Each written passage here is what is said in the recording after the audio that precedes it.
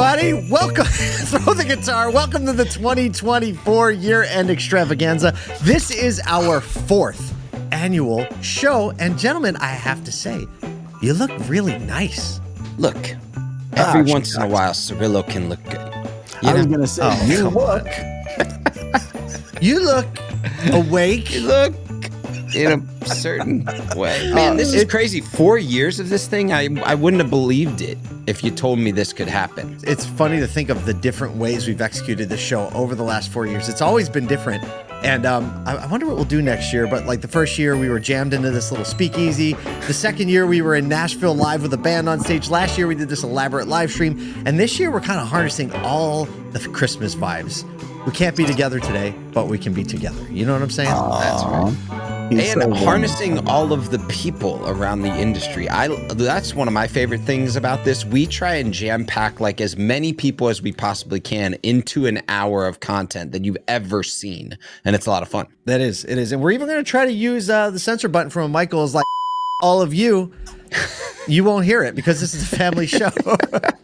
But a lot of things happened in 2024. It's definitely been a lively year. So we thought we would just take the opportunity to summarize what has happened so we can have a little nostalgia and maybe look forward a little bit too.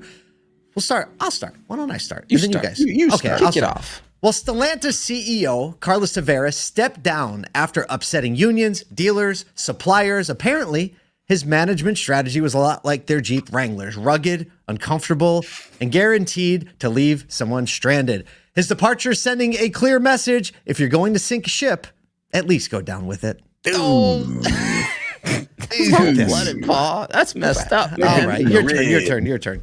Well, earlier this year in June, I don't know if you guys remember, but there was a ransomware attack that completely took down CDK Global, leaving over 15,000 dealerships offline for weeks. It's a big one. Yeah. Consequently, that stock I bought in green Sharpies is looking pretty strong. Duh. God, the green Sharpies. I didn't get the green ones. Foursquare and everywhere. I only bought the black ones. I needed the green ones. Everywhere. They had their green out. Sharpies out. It's crazy. I wanted a good segue here. I got no segues. Kyle's the king of segues. So let me just tell you this. As EV adoption lagged, hybrids surged in popularity, which kind of makes sense. I mean, they're the mullets of the car world. Gas up front, electric in the back. Oh, Michael, what do you and I know about mullets? Neither y'all would know anything about that. I think Michael had a mullet in high school. Probably. What would you do? I would just be like, look at that. And probably just like the slow motion. Been hiding a ponytail on you guys. The slow motion hair whip. Speaking of slow motion hair whips, Sean Fain and the UAW continued its efforts to unionize all automakers. They won contracts at VW, but lost at Mercedes, proving once again that Southern hospitality stops somewhere between bless your heart. I mean, it was a Sean Fain joke. Bless your heart. Bless your heart, Sean Fain. I found out what bless your heart meant last year, and I was like, really? And people in the South were like, really? Everyone in the South knows exactly what we mean when we say bless your heart. Speaking of blessing your heart, legacy brand Scout Motors relaunched in 2024. The vehicles look pretty nice. They bypassed dealers completely, and they're going to look to sell directly to consumers in Scout's big plan. Good luck. Yeah, because, when you're selling a brand no one remembers, the best move is to upset the people who might actually sell your cars. I'll tell you what, if Rivian comes back around on this, I know the dealers will welcome them with open arms. That's true. Okay. They didn't respond to request to be on the show. That's probably because we didn't request it, but next time. We didn't request it. It's fine. I mean, speaking of OEMs that know what's best, stair-step incentives are back. Yeah. Dealers hate them. Customers don't understand them, and OEMs are like, trust us, it'll be fine. That's about how it goes. We can't even ever talk about news cycles without talking about Tesla. There was some big news. The robo-taxi is not going to have any steering wheels or pedals. Nope. Yeah, they're saying it's not really a car. It's just basically a Roomba with a driver's license. This is about what it looks like. Hey, by the way, it's nicer than a Roomba. Have you guys seen the new little vacuum that kids can ride on like a scooter? That's what it is. That is some wizardry. That's messed up. I just thought of it. I mean, I was like, do they have a lawnmower version? They do. It's a riding lawnmower, but It's called a you riding still want lawnmower. your kids to use it. Yeah. Quick little. Hey, the Fed cut interest rates this year, making car payments slightly less terrifying. A little bit. Finally, you can afford both your monthly payment and your Avo toast. What a time to be alive. That joke old hits Avo definitely. toast. That joke hits harder in Nashville. Dude, it hits so hard. I think Avo toast is like $8.30 these days. They throw an avocado on something and it's like, raise the price, people. Oh my goodness. We're gonna conclude with this. This year, President Donald Trump won the election, winning both the electoral and the popular vote. So we thought it would be great to just tell you our personal positions on the political landscape. I think that's what I think. Michael? Well, I'm going to tell you what I think. Kyle.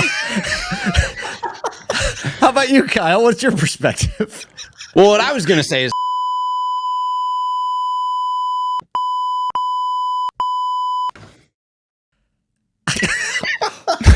Well, if that isn't enough to get you canceled, I don't know what is. You didn't think we were actually going to talk about this, did you? We love all of our listeners. All of our listeners. Listen, we have a great show for you today. Lots of great guests. Invite your friends to the live stream. Have fun in the comments. We'll be with you in just a minute.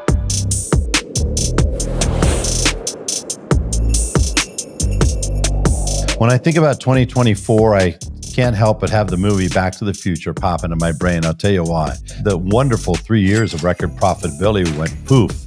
You know, just like you jumped in that DeLorean and bam, you found yourself back in 2019 where we had way too many cars.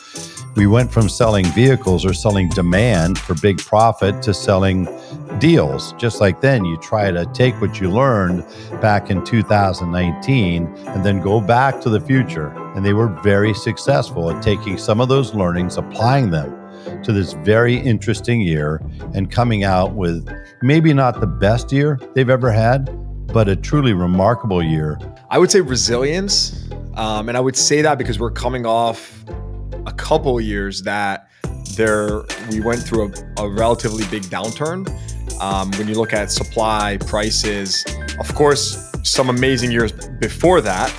And so I think the industry is resilient. You know, people that were maybe newer to the industry are getting more trained up onto best practices that maybe weren't as applicable when inventory was very scarce and people were buying anything. But I think the industry is really getting back into it, focusing on the fundamentals and best practices. And I like to see that. I would use the word cautious.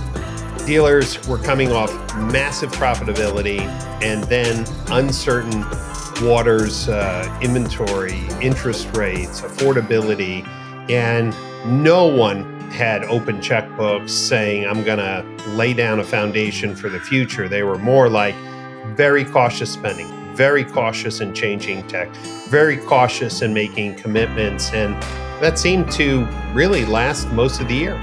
The word that I would use is defense.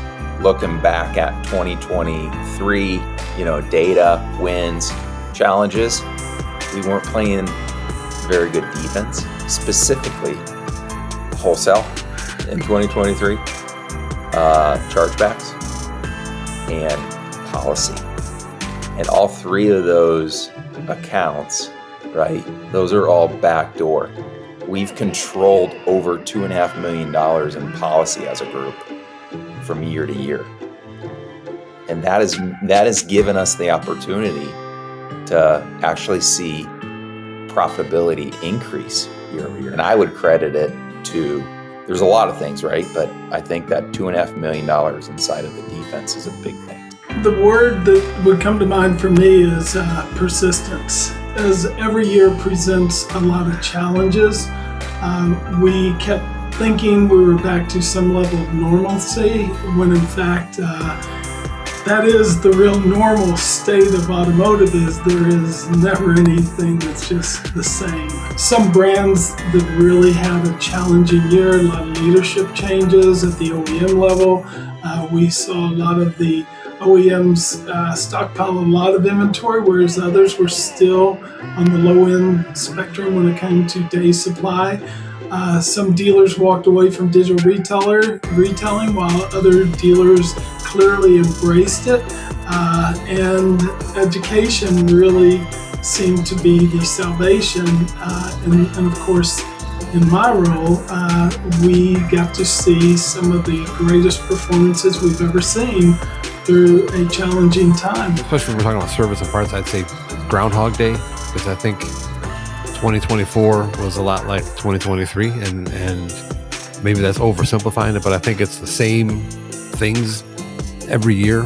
You know, it's how do we recruit and retain good staff? How do we find more technicians to fill up our bays? How do we keep customers to come back after their warranty expires and keep them coming back? Those are the day in, day out, you know, building blocks that dealership service departments are always thinking about. Hey, welcome back to Year-End Extravaganza. We're so excited you're here tuning in. Man, 2024, I don't know about you guys. It's been a crazy year. It was Wild nuts. year. We did. Right? It Wild. feels like 3 years happened in this last 12 months. Doesn't it? And does. we all look 3 years older inside of this. I feel one 10 year. years Look older. at the is what gray I coming feel. in this beard. It's brutal. So I thought it would be fun for the three of us to just reminisce for a minute about Yes. the year of 2024. Is this Yes. where, like, is there going to be like a fisheye and like it zooms in? No, maybe it chimes. won't. Well, we'll start off. The NADA show was amazing. We got to go on the live stage and the whole community showed up. That's one of my favorite pictures of the year. We're doing the selfie in front of the stage where like several hundred people showed up to support the More Than Cars movement. That's amazing. And we're actually going to do 2025 even bigger because we have an official collab with NADA and we're going to be on the live stage once an hour. Speaking of doing things bigger, this last year, we've got an incredible writing team, and that team has written over 500,000 words and delivered over 2 million emails. That's how many emails were delivered. Not even sent, right? Those are the emails that were delivered. Millions and millions of social impressions across all brands, LinkedIn, Facebook. We released 2 new episodes of our More Than Cars docuseries. It was picked up by Amazon Prime Video on Prime Video Direct. So actually you can go on Amazon right now and search More Than Cars and see season 1. The holidays are a great time to share this show with your families. It's one of the reasons we made it, is so that you could be proud of the industry you work in. Going bigger and bolder. And speaking of that, man, I wish I could do Kyle's segues. Speaking of bigger and bolder, I mean, lest we forget ASOTU Con, because that, we blew the lid an off of that event. place. What a rocket ship. Well, this year it's coming in hot as well. ASOTUCon 2025. We have hundreds of people on the pre-sign up list already. You can go to ASOTUCon.com, be on the list because it's just going to be bigger and better this year. So we launched a new email, autoindustry.ai, obviously changing and revolutionizing business as we know it. So we made an email that we could bring our automotive friends along for the ride and get contributions from people who are innovating with AI in the auto industry. We're about to launch the More Than Cars Media Network. These are people that are aligned with the basic premise that thriving people are the unlock, are the key to thriving profits and amazing operations and amazing customer experiences. So we've really aligned a number of our friends and influencers from in the industry. We're going to have something for you all around that premise that people should be at the center. And you know, it's got me thinking, we've done so many shows, over 500 podcasts, and the three of us never really get to ask each other questions. Not true. I think it'd be kind of fun if maybe we interview each other for a minute. Little Maybe round some robin. question- I'm maybe all some- right with that. Let's do it. So round robin. Okay, I'll go first. Kyle, I don't know the answer to this question, but tell me the story around how you got your first car. Oh, well, my first car was an interesting one. First of all, back in the day, we didn't have a lot of money. And so we were always like talking to friends, asking them, you know, hey, can help us out with a car or anything like that. And we had a friend in our church that was passing on kind of their family car and getting a new one. They were gracious enough to give it to us for, get this, $500. It was a 93 Mercury Topaz, white with the blue interior. Oh, you know, we were so excited. The thing only had like 86,000 miles. It was actually in great condition, even for a Mercury. And we passed it from myself, even to my sister, because it ran so great. But it's probably worth 13 grand right now. It has to be. But we do know the reason why they were maybe willing to offer it to us for a lot less than they should have was, and I don't know why my parents let me drive this, but the seatbelt had a rip about halfway through it, right where your chest. So luckily, no one ever got in an accident in that thing, but it could have been tough. So that was my first experience getting a car. All right, your turn to ask somebody a question. You know, Cirillo, you go back to that first year in podcasting. What, like, when nobody else kind of was on the radar for podcasting, what were you learning during that time creating content? Gosh, that's a great question. Ooh, boy. Settle around, children. Grab your hot cocoa. The first car I got asked about. Bang. Let me just go back and review my notes, you know? Put your glasses on. It was a Wild West. I learned really quickly that you know, like it's one thing now where like everybody pretty much knows what a podcast is, and it's going to change the way we consume media into the foreseeable future. Back then, nobody knew what a podcast was. And I remember those early days of like, oh, you can't just create a thing and hope someone listens. I remember full on like asking for people's phones and being like, ever heard of podcasts? Cool. Right. Download the app, subscribe to the pod for them, tell them they had to listen to it. So there's like a lot of, I think I learned, and I mean, even if I think about that today for a lot of new creators who are like, I'm going to be the next Joe Rogan. And you're like, that's cute. Bless your heart. You know? Bless your heart. Yes.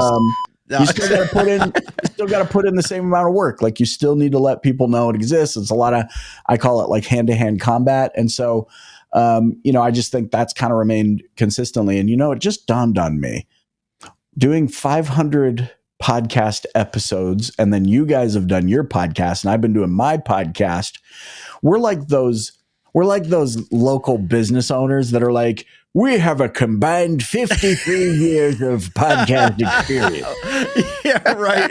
And then I realized that doesn't work because podcasts have only been around for how long? It does not work, right? Yeah, it doesn't work. It doesn't like work. to think There we are a have lot of combined episodes. 50. I'd love to know how many episodes of podcasts that combined Collectively? the three of us have done. We can find that number. It's in the thousands. I mean, we know that, Easy. right? But is it like 2,583? I don't know. Nathan will figure it out one day. We'll get that for Christmas. That's all I want for Christmas. There you go. It's really your turn. I would just say this. I remember to hit record.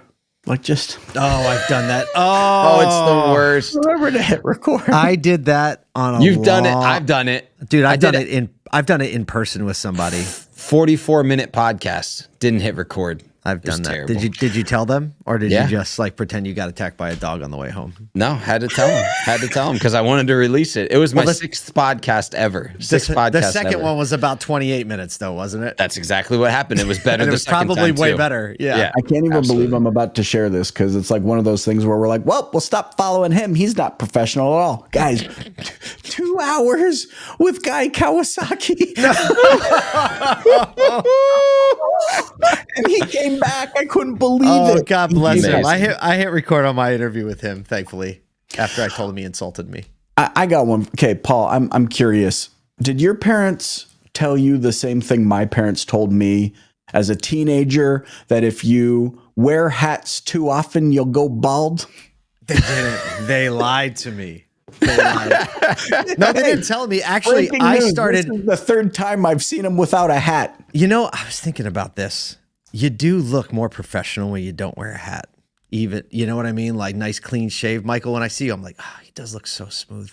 It's like a part of my, like, I wear hats around the house. Like it's. That's your idea. Here, this is a great interview question. So when I started losing my hair, I was in my early 20s, and I just didn't have that friend. Like one of you guys would have told me, we're like, hey, we love you for who you are. It's time to there's only one respectable thing to do with your hair at this point. You're starting to look like Friar Tuck. Friar Tuck. You know, for me, it was it wasn't the hat because I didn't wear a hat, and I made the conscious decision. Look, we're getting really transparent here on the Christmas show.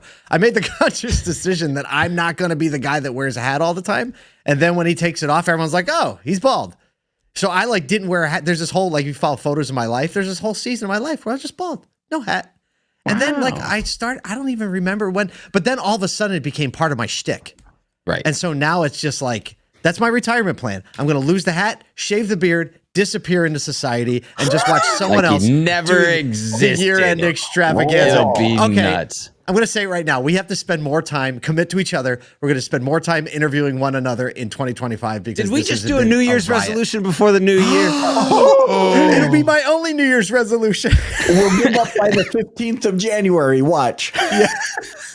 Oh my goodness. Well, look, thank you all so much for being a part of this year and all the moment, because it's not about us and interviewing one another. It's not about just putting out pieces of content, but it really is a reflection back on the community who holds these things close to heart, that people are at the center. They should always be at the center. And if we do that, we will be the best operators. We will be the smartest dealers. We will be the best marketers. And we can show the rest of the country what it actually looks like to put people first. We're changing the stigma. We're flipping it on its head. 2025 is the year.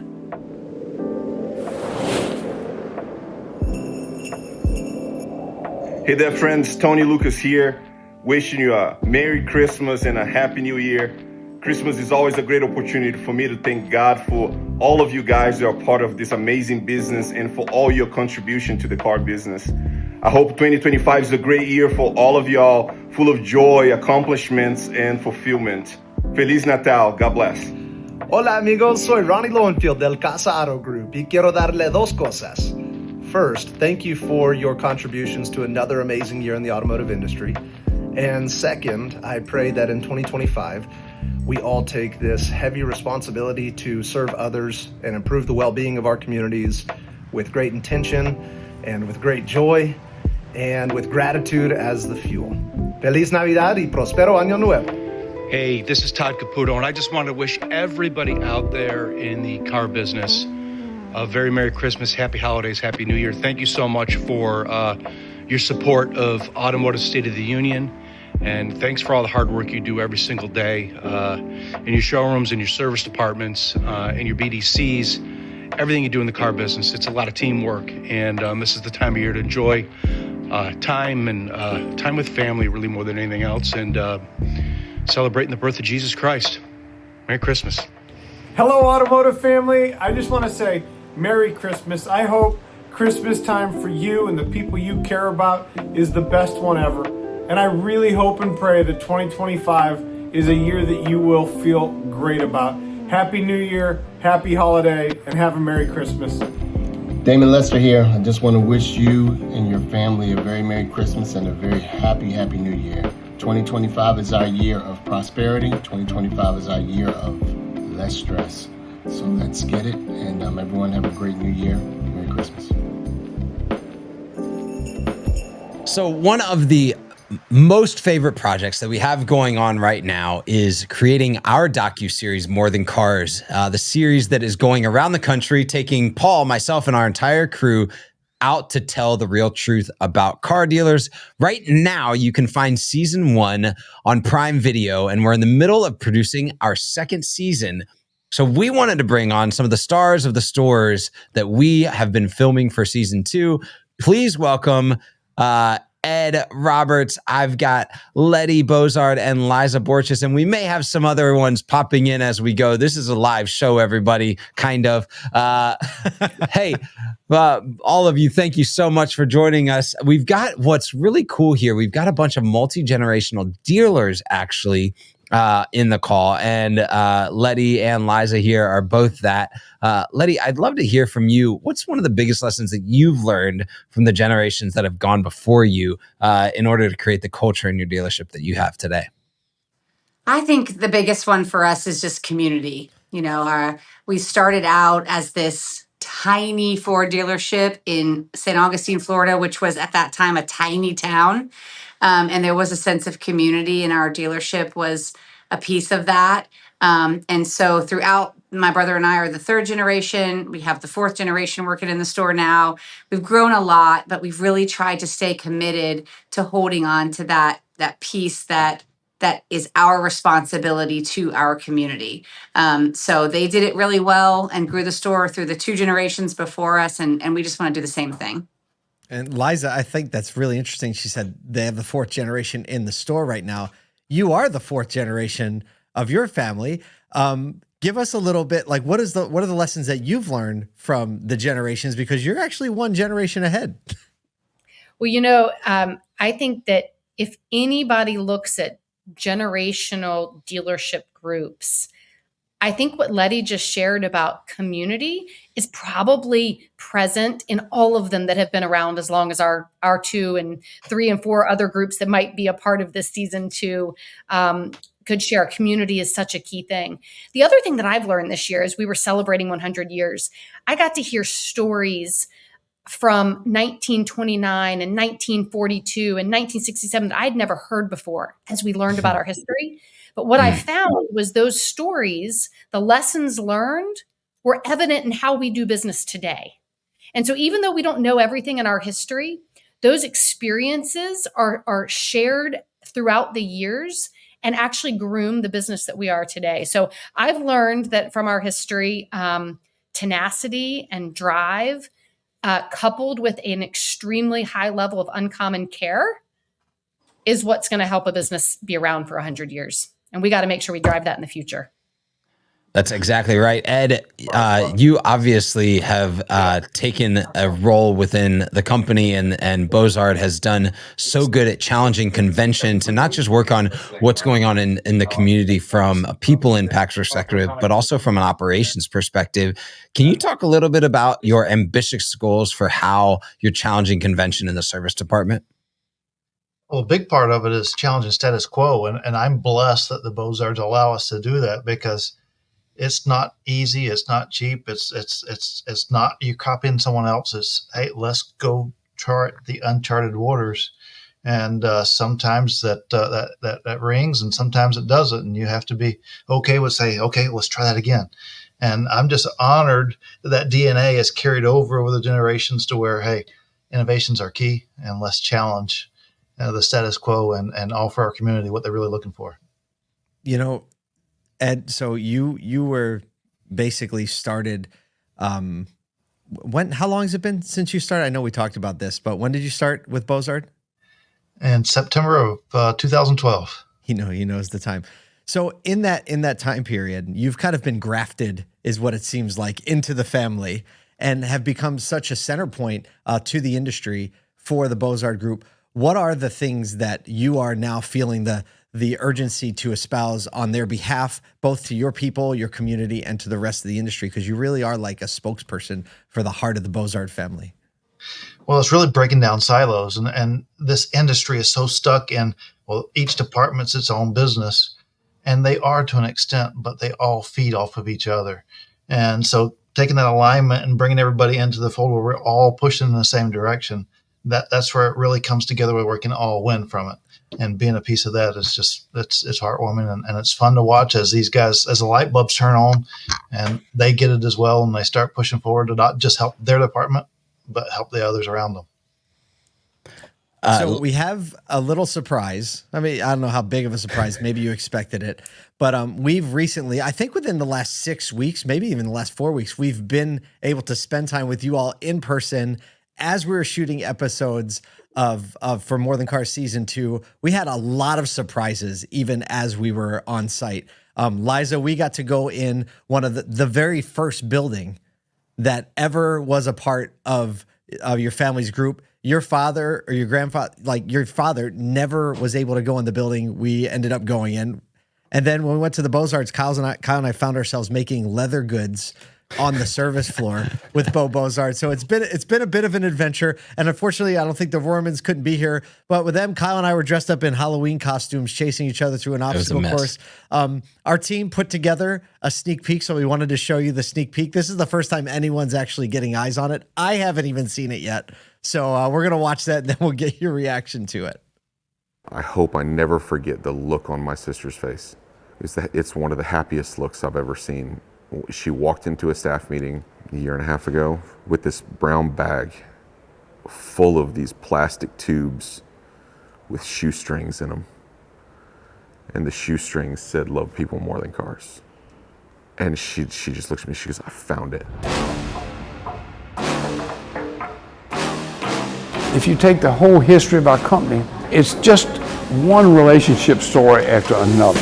I'm 21 years old and I'm nervous. Like grandfather's about Rohrman, like he's gonna train me or something like that. And this way he said to me, he goes, Rye, it's not about selling cars. It's about loving the customer and them falling in love with you. And if you do that, you'll be successful. A name badge, everybody puts a word for the year. I said, Liza, I can't change my word. Relationships is on my thing. It's too important. You want me to just keep talking about this? Yeah, this is like, great. I'm sitting by the fire at this point.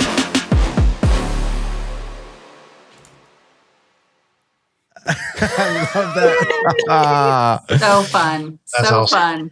Oh, it's going to be so good. We can't wait to share your stories. We can't wait to share it with more people and to continue to watch each of your dealers and dealer groups challenge the status quo and continue to serve their communities. To each of you, thank you so much for being a part of this great industry and sharing your stories with us. Thanks for having us. We loved having you guys there. Happy holidays. All right, when we think of people who can quickly take an idea and make it actionable for dealers, we think Daniel Govaer. He's joining us and dropping knowledge, whether it be on a podcast, posting on social media. He's obviously a tremendous leader in our industry and the host of The Wheelhouse. Daniel, thanks for joining us on the show. Welcome to YEE. It must be. It was the nicest things you said to me all year. I look forward to the holiday spirit. It's the holiday spirit. We gave Kyle rules. We're trying on a new thing for this year. You know what I mean? It looks good. It looks good on you. There you go. Fireplace. It's the whole thing. It's so fancy. Listen, in this past year, you've gotten to travel around the country. You've met with so many dealers. You pay attention just to a lot of market dynamics in general, whether it's OEMs, the consumers thinking what's happening on the front lines of dealerships and even in the back office at the dealerships. Wanted to ask you, what are some positive or negative trends you've seen from dealerships this year?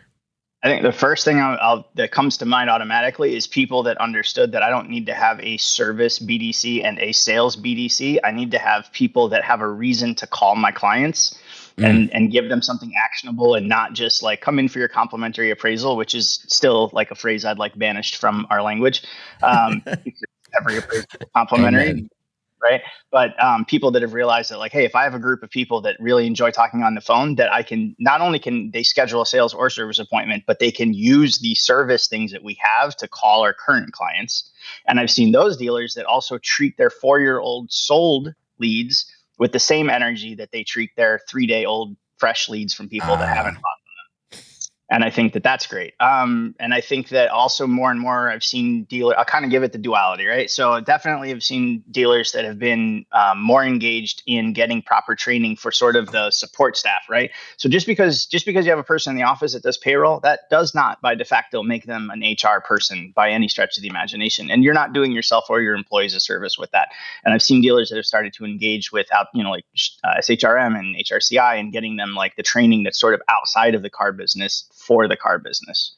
And there's still dealers, probably the two biggest that I don't have the great examples on the opposite end are if you have someone in their job who's doing something that they themselves don't use. So if you have a social media manager who doesn't use social media, so it's like let's rethink the strategy. It's the wrong right? person. And if you've had someone that's read a lot of books and been to a lot of conferences on SEO and SEM, like that's great. And I love empowerment. I love enrichment. Let's encourage everyone to get educated about that. But do you want the person who's flying the plane to have read a lot about flying the plane or actually have like flight hours in there? Right. And so this is not failing to deliver. We've actually developed a new segment of YEE just for you. Because of your straightforward way of telling us how it is. We're going to call this segment What We're Really All Thinking, right? And we're going to give you some buzzwords, and we're going to get you to tell us what everybody wants to say, but isn't saying. Does that sound fair? Okay. At least everybody that okay. Yeah, let's try it. Yeah, this is your turn to get canceled, basically. No, I'm just kidding. My turn. All right. Who was before me? Yeah, who just went?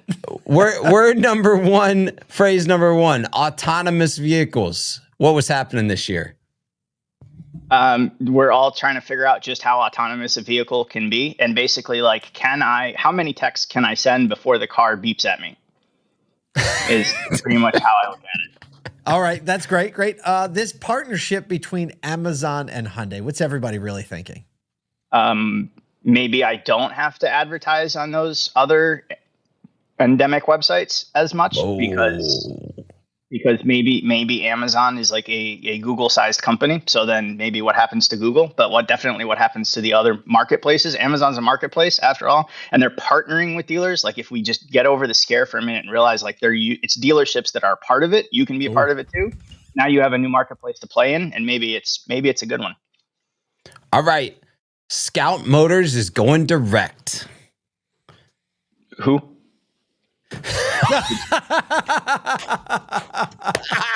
We had another one. We got to leave it on that one. That was a bomb drop. DG, as we affectionately call you, thank you so much for joining us on YEE. Your insights are always just dialed in. Thanks for speaking the truth straight and serving the dealer and industry partner community across automotive. Appreciate you guys as always. Have a good one.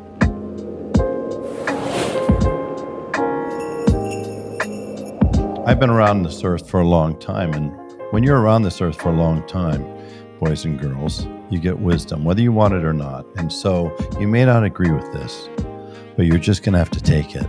Elf is simply the best Christmas movie of all time. For me, the best Christmas movie would have to be Home Alone. It resembles a little bit of like family life, hectic, which then turns into forgetful. But at the end of the day, it's this like memorable time of year. My personality was a little bit like him in the movie. You know, you see his mind as far as like defending the house against these, criminals. Like that was totally me. Oh man. All right. Well, look, I got to give it to you. It's definitely Home Alone. So there's no doubt about it. And if anyone disagrees, they're wrong. So we just watched it last night. It's Home Alone 3. That kid, Alex, is so creative, and I love the bad guys in that movie. So yeah, it's just a particularly good one. It's just a good romp through the snow and really hits on all the Christmas and family dynamics. Okay, I'm going to give you two because I like to break the rules. The Holdovers is my new school one. 2023 Paul Giamatti is fantastic in it. Not exactly cheery, happy Christmas theme, but it's wonderful, poignant. My old school, although I'm a Wonderful Life kind of guy, I'm going to go with Miracle on 34th Street. Young Natalie Wood there. It's a classic. Easy answer, Elf. Every time I watch Elf, I'm laughing. It's Carrie's favorite, and no matter how many times you watch it, it's like you pick up one more funny thing. What do you get when you take a GM who has crazy sales promotion ideas and put him with a fixed ops director with millions of views on TikTok? A donkey. Obviously. Oh, wait, sorry. Oh, man. Obviously, it's the Driving Relationships podcast hosted by Zac Kinch, GM of Bob Rohrman Toyota, and the one and only dealer plate guy, a.k.a. Austin Conroy, Rohrman's regional fixed ops director. Gentlemen, welcome to your first year-end extravaganza. Let's go. We made the cut. I know. It's exciting. I know. It's Nathan sent out 600 invites. Oh. And you guys said yes. $5.99 right here, baby. $5.99. Yeah, it was. It was like, oh, we're going to have to cancel this sucker. Wait. There's an email. Thanks so much for joining us. You guys have been so much fun watching you just come up out of nowhere in the industry. Well, you've been doing what you've been doing for a long time, but I feel like social media and the broader industry is just becoming aware of all the amazing things you're doing. And you're keeping us laughing. You're keeping us informed. Zach's getting back on the sales desk, and he's showing us that he's still got the sauce. Zach, you're a GM, but you've been posting on LinkedIn about going back to the sales desk. Yeah. Trying to figure out how to lead an underperforming team. What have you learned about yourself and kind of the whole team? I mean, give us the deep stuff. Yeah. I mean, I would say the first thing is The idea of going back and doing both roles was a terrible decision. Yeah, like because there was no one that was like, I'll be a GM for a month. Yeah, right. It was 7 days in coming up for air going, hey, this is great. And then like days 8, 9, 10, it's like, man, I have no time at all. The shock factor has been the number of things that your team, your staff, your people work around instead of reporting back saying, hey, this is broke, it needs fixed. And just learning real quick about how to get around all of the problems instead of make them right. So can you give us an example of one where you were like, listen, for sure. Like CRM issues, right? There's nothing wrong with our CRM. It's just there's things that we want it to work a certain way and it's not. And we had one where, a trade pending lead would come in where somebody was quoting out their vehicle and then it turns into a purchase opportunity. Well, they were just creating another lead and building it out as a second customer because it was a vehicle acquisition lead. So you couldn't build out a vehicle. So we were doubling up data. We were carrying other entries of stuff that shouldn't be there. And I'm like, why aren't you guys changing this? And it's like, well, we're so busy. We just go around it instead of reaching out. And it's like, then the only thing that gets back to you is, man, this CRM sucks. Yeah. Or these leads are terrible. And it's like, what do you mean the leads are terrible? So by cleaning even the data this month, we found that those leads went from a 6% close rate to 12. And it's like, all right, you guys are complaining about this being terrible. Wow. It's a lower producer than what we want, but it's better than 6. Like you doubled up your production. And then the other thing, which was kind of cool, the power of social media, he made the post about the CRM issues, which every CRM has issues, right? Of course. Our CRM reps showed up the next day in the showroom and we're like, hey man, can we help you? They brought 2 guys in. Yeah, so that wasn't intended for our company that's out there.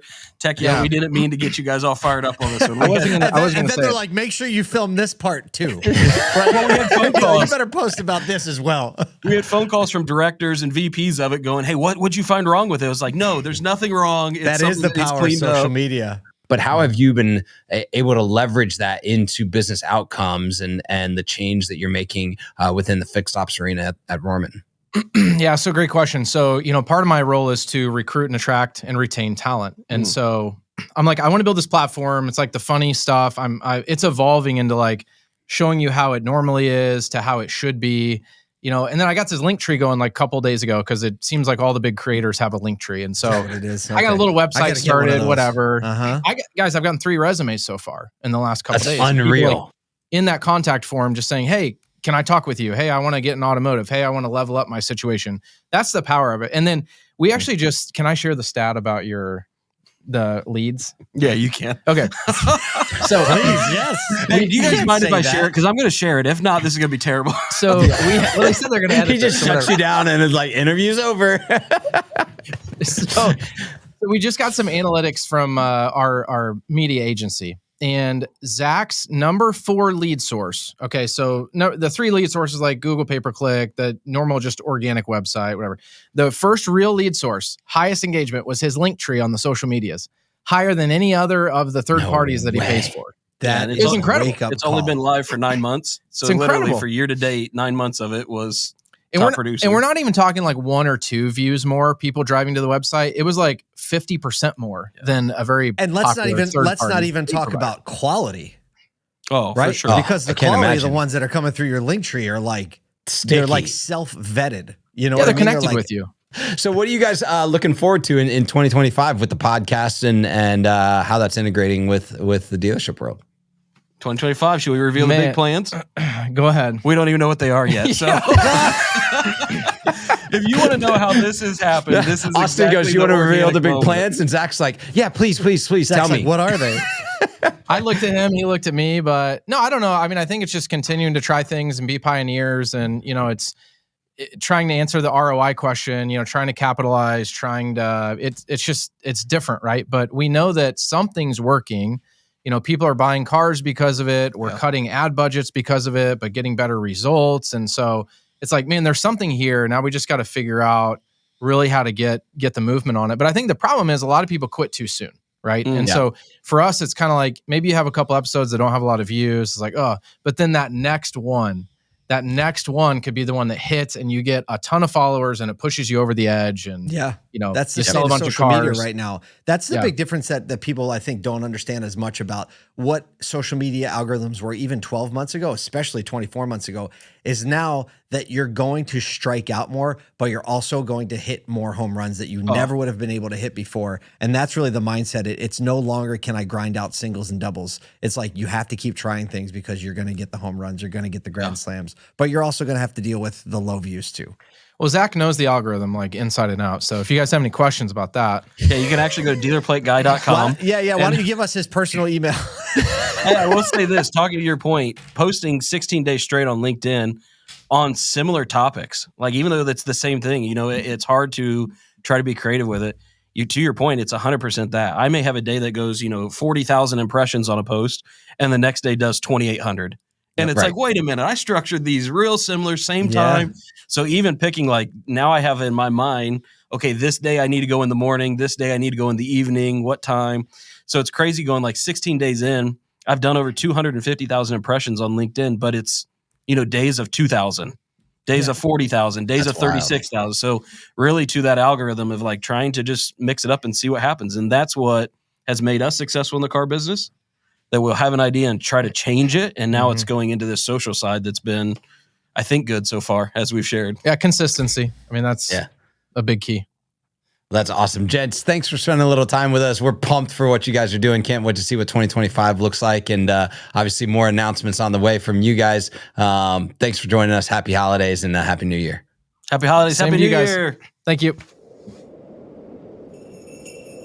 I love hanging out with our next guest because we have the Philly connection and we could talk about that all day. We'll get a Go Birds in, the only Go Birds. But Elena Ciccotelli is also an award-winning automotive executive with a love for tech, travel, and her golden doodle, whose name is Bear. Plus, she's the host and producer of the EVs for Everyone podcast. And we're so excited to have her on this year's year-end extravaganza. Elena, welcome to the show, the party. I don't even know what you want to call this. Oh, yeah. I'm excited to be at YEE. I believe the correct pronunciation is YEE.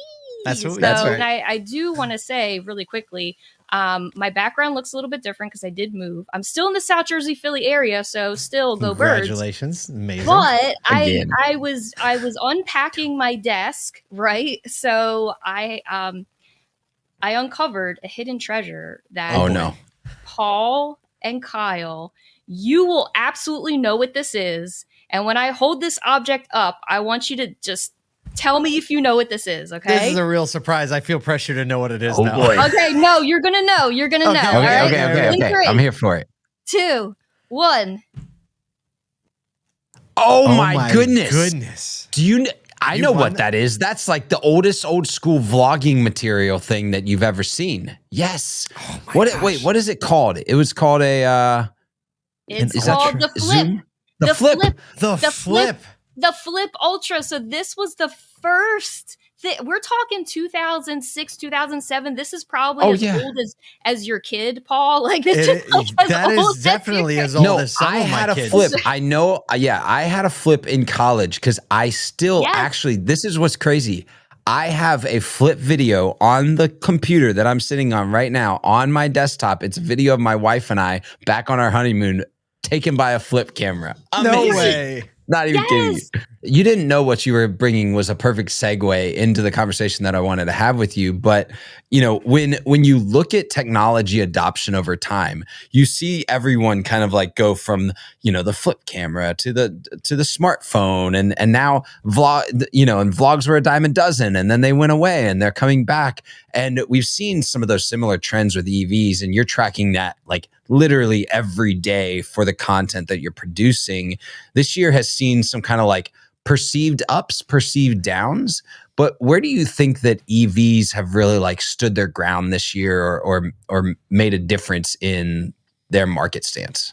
EVs had a pretty wild year. I mean, we've seen the used EV really, really kind of just skyrocket in terms of units, in terms of just the availability of these things to be, remarketed, which is cool, right? It's a burgeoning element. And I always have to remind people, we're still pretty early in this thing.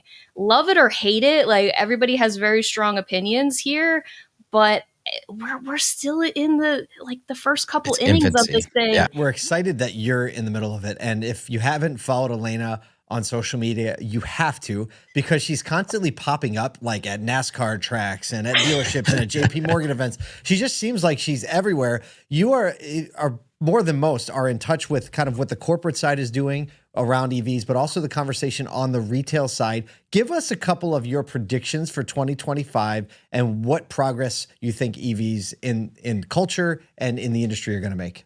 Ooh, all right. Honda Nissan merge. No, I don't. Whoa! Didn't see that coming. I know. No, I was just scrolling. I was like, oh, I got to be up to date on my news here. I'm about to do this segment with Paul and Kylo. And I just saw that pop up. I was like, ooh, memorandum of understanding between Nissan and Honda. That's interesting.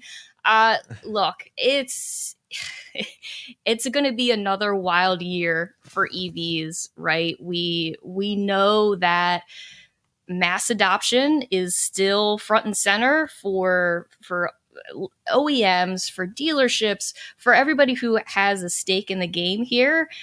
So I think my big prediction for 2025 is going to be that we are going to see more dealers excited about EVs. Hey. That's a little bit of a bold statement. It is. We'll take that. I like the bold statement. I think that dealers are going to be a little bit more excited about EVs. And so, again, it's a I'm great not a why do you think that? Just give us like the 20-second why you think that might be. So costs are coming down. So EVs are more affordable. They're just more affordable across the board right now. But I think what's going to happen is, yes, whatever happens with the administration, tax credits, whatever subsidies, I think the EVs that are out there right now are going to be able to, especially in the remarketing and the used EV, people are going to start to get a little bit of a taste of, ooh, this used EV is a really great way, specifically in different financial mechanisms, like a micro lease, like a subscription. I think that micro leasing, short-term leasing, things like that are gonna be the opportunity to bridge the gap between the early adopters and the mid and the middle of the funnel for EVs. Hey, you mentioned that you did a couple interviews on the podcast. What are your plans for 2025 for the EVs for Everyone podcast? Oh my goodness. So many amazing guests that are upcoming. I know, well, I'm excited to first and foremost see both you guys at NADA. That's going to be a blast. I need to also, like, I know you've been posting about the ASOTU part. Like, I got to get in on the party link there that you have going on. Yes. So we need to figure that part out. But also, more partnerships with more amazing people, which is also coming up. And also not just from the supplier side and the vendor side, but also more along the lines of practitioners of, I'm just going to say it, used EV sales. EV sales is going to be a huge... Like there's a bit of a thread for you. A little bit of a thread, yes. I will not be filming it on this, so... no more. No, I will. As always, Elena, it is a great time always hanging out with you. Thank you so much for being at YEE, the first one, and we look forward to an amazing 2025 with you out on the road, telling everybody what's up with EVs. Have a great holiday. Merry Christmas, Merry New Year.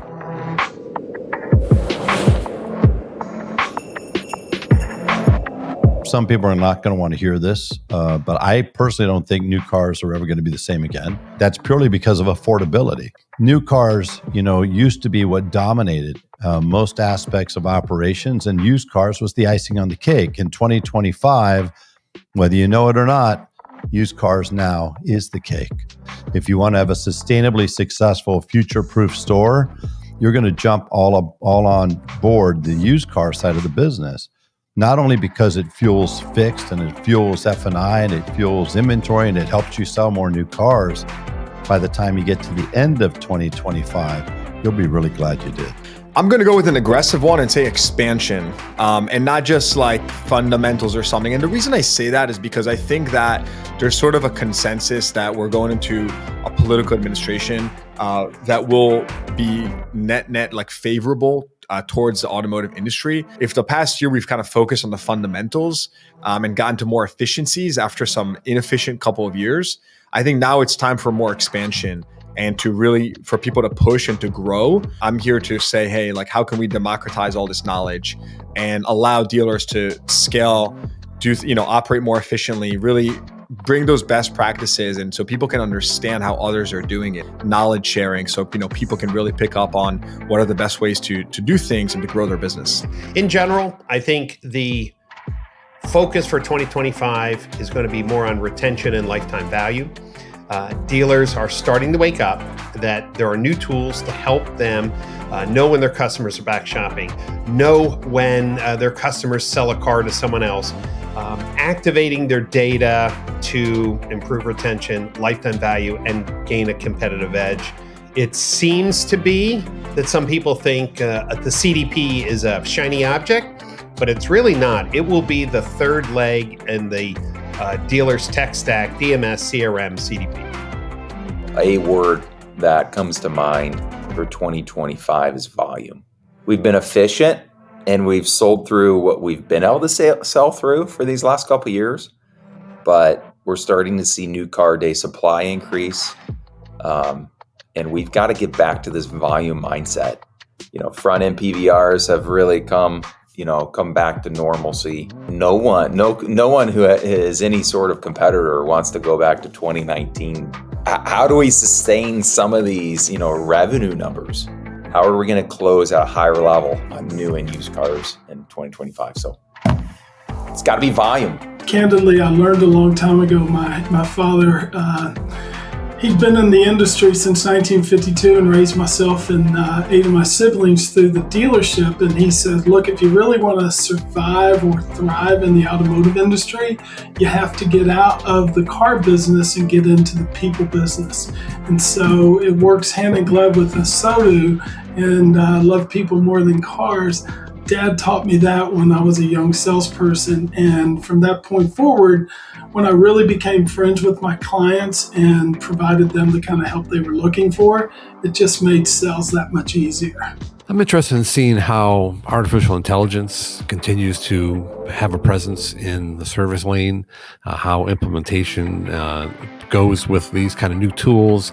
Dealerships are known for being kind of Luddites when it comes to technology, but I think there are more and more tools, generative AI tools that are coming in, and that is getting a lot of funding that are going to be more front and center. And it's, which dealerships are going to kind of take that leap of faith and start implementing them, and how that will improve processes and operations in the service department. All right, there are a lot of smart people in the auto industry, but not many come close to the one and only Steve Greenfield, whether he's dealership consulting, speaking on stages from Dubai to Kazakhstan to Las Vegas, or shifting the mobility investment landscape with his automotive ventures. He's a one of one, we're going to call him, and he's joining us now. Steve, thanks so much for being here today. You're far too kind, Paul. It's really great to catch up, and happy holidays. Oh, man. It's so we've had definitely a wild year. You are always, by the way, if you don't get Steve's email, go to automotiveventures.com and sign up for it. You cover everything going on in the mobility space. Today you were talking about underwater drones, but you also have a lot of, you were? I was. You were. But you also talk a lot about dealership operations and mostly about the technologies that are changing our industry. 2024 has been wild. What do you feel have been the most impactful things that have come out of 2024 so far? Ooh, boy. Well, I mean, there's a lot. Yeah, I think the big thing at the beginning of the year was the threat of Amazon, this Hyundai relationship, and that's been a slow burn, right? I mean, we were expecting that by mid-year we'd have all the Hyundai stores on. Didn't happen. That by the end of the year they'd have like a bunch. I think they may have announced like 10 or 20 additional OEMs. Didn't happen. And so I mean, they had some growing pains, and just within the last week, they've announced that they're going to all 50 states or whatever with the Hyundai program. But it's been slower than ever. So that was going to be a disruptor, not really a big disruptor. We've heard a lot about AI. You guys are publishing your newsletter now on AI, which is really awesome and good for you, for the benefit of the industry. Really getting their heads around. You guys are helping folks get their heads around what the implications might be. So thank you for that. And I think that's the big thing to be paying attention to. You and I have talked before about just the practicality around AI really augmenting your current employees, right? Just think of it as a co-pilot or a helper, increasing their IQ points and increasing their productivity. That's what we're going to see, I think, for the next 6 to 9 months. That'll be the buzzworthy thing at NAD, I think, in the next month, in New Orleans is really like how the existing vendors are starting to use AI within their tools to help dealers drive more productivity per employee. There was a story yesterday that we covered. A fintech company named Klarna said that they actually hired 1,000 less people this year, 1,000 less because of AI. Basically, they went from 4,500. They let natural attrition of a tech company bring them down to 3,500. Didn't hire anyone to replace that. And they said they currently have AI agents doing the jobs of 700 humans when it comes to customer support. Do you think the customer support side is going to be the biggest player in the AI tech, or do you think it's going to be something else in the auto industry? Well, look, apply this to auto, and I think that 10 years from now for sure, but we could bet a pizza on whether it's going to be in 5 years. But 10 years from now, we will look back at the BDC like the rotary phone. Wow. People will be like, no, really, at dealer shop operations, they'll be like, you allowed humans to be the first line of defense on leads? How did you even do that? And you're like, well, we kind of did it.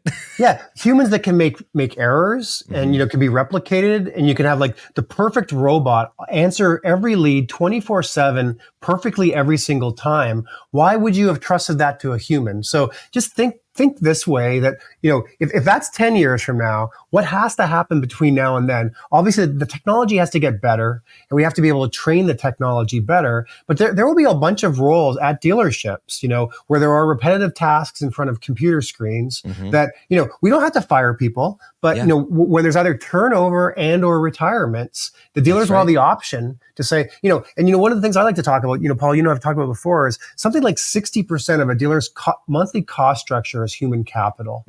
And, the best way to drive profits to the bottom line is to do more work, more revenue with fewer people. I mean, it's a huge point of leverage for dealers to like slowly but surely take out human capital.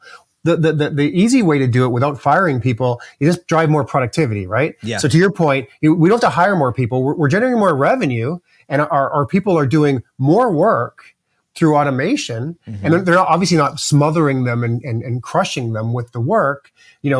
Their jobs are actually getting easier, yet we're driving more revenue. Over time, though, then you also start taking humans out, and you're getting more revenue, more productivity per salesperson, and you can take costs out. And dealers should be generating more profit over time as they look back and say, what has AI done for me? Let's look ahead to 2025 across the board, not just in AI. Can we get a sneak peek maybe at some of your predictions? Because you always release, I know you release predictions and then you grade yourself at the end of the year, at the beginning of next year, and then you put out new predictions. Can we get a sneak peek of any of your predictions? Well, I have to admit, I haven't worked on them, but this is good. I'll brainstorm on the spot here. So you'll see the work in progress. But no, look, I'll just talk about macro trends in general, right? So we are about to see, more M&A activity next year from really, really big companies than we've seen maybe in our lifetime. Wow. Because, think about big companies that say, look, while the government's looking the other way, and there's going to be almost zero scrutiny of anything anti-competitive, I'm gonna rush Time to move. I'm going to rush the gates, right? So if any big companies have been thinking about, bank mergers, pharmaceutical mergers, or whatever. I mean, now would be the window in the next like 18 months to push them through. And once we see a couple of multi-billion-dollar, $100 billion, $200 billion deals happen, it's going to start giving people confidence. And I think then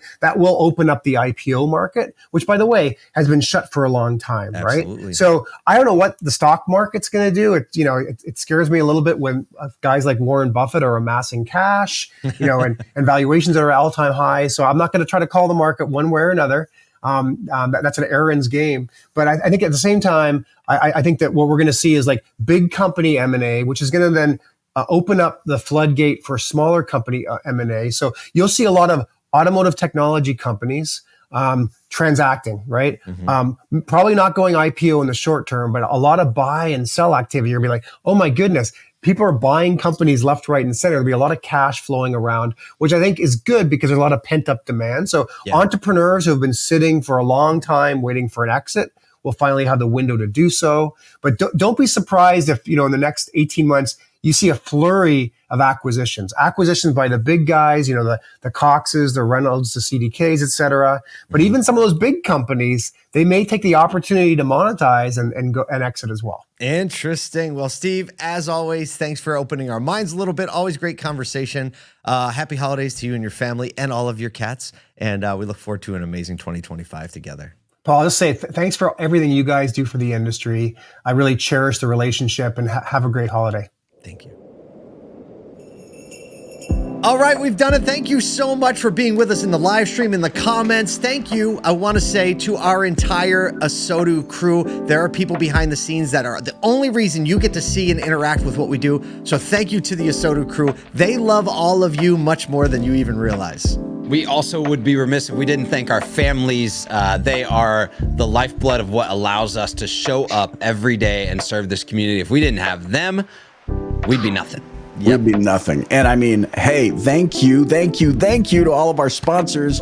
You are participating and making this all possible. It means the world to us. So thank you for your support.